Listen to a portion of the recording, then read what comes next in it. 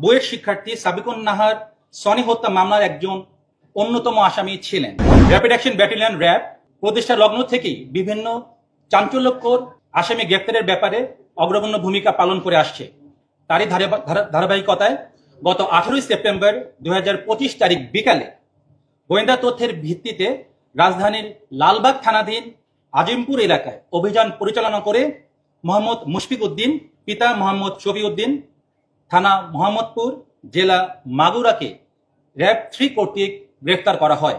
গ্রেফতারের সময় আসামির হেফাজত হতে একটি রিভলভার, একটি ম্যাগাজিন, .22 বোরের 155 রাউন্ড অ্যামুনেশন, একটি কাঠের পিস্তলের গ্রিপ, একটি 7.62 মিলিমিটার মিসফায়ার গুলি, একটি শটগানের খালি কার্তুজ, 2টি অবিকল মানুষের মুখাঙ্কিত মুখোশ এবং 2টি মোবাইল ফোন উদ্ধার করা হয়।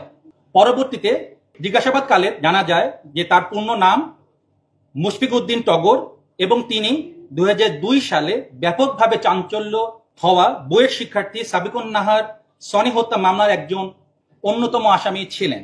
প্রাথমিক জিজ্ঞাসাবাদে ধৃত আসামির নিকট থেকে চাঞ্চল্যকর অনেক তথ্য আমরা পাই। যে জিনিসটা বেশি ইম্পর্টেন্ট, যে সীমান্তবর্তী এলাকা হতে তিনি বিভিন্ন সময় অবৈধভাবে অস্ত্র ঢাকায় নিয়ে আসেন এবং বিভিন্ন মানুষকে তা সরবরাহ করে থাকেন। এবং আমরা যেটা আপনাদেরকে বলতে চাই যে তার দেওয়া তথ্য অনুযায়ী আমাদের এই কার্যক্রম চলমান থাকবে এবং আমরা অস্ত্র উদ্ধারে যে কাজগুলো আমরা পূর্বেও করেছিলাম এই ধারাবাহিকতা আমরা বজায় রাখার চেষ্টা করব। যেহেতু আসামির বিরুদ্ধে আমরা লালবাগ থানায় একটি অস্ত্র মামলা রুজু করার বিষয়টি বর্তমানে প্রক্রিয়াধীন রয়েছে। আপনারা জেনে থাকবেন যে সনি হত্যা মামলা একটি চাঞ্চল্যকর হত্যা মামলা এবং তিনি গ্রেফতার হয়েছিলেন। তিনি মূলত প্রথম গ্রেফতার হন 24 জুন 2002 সালে।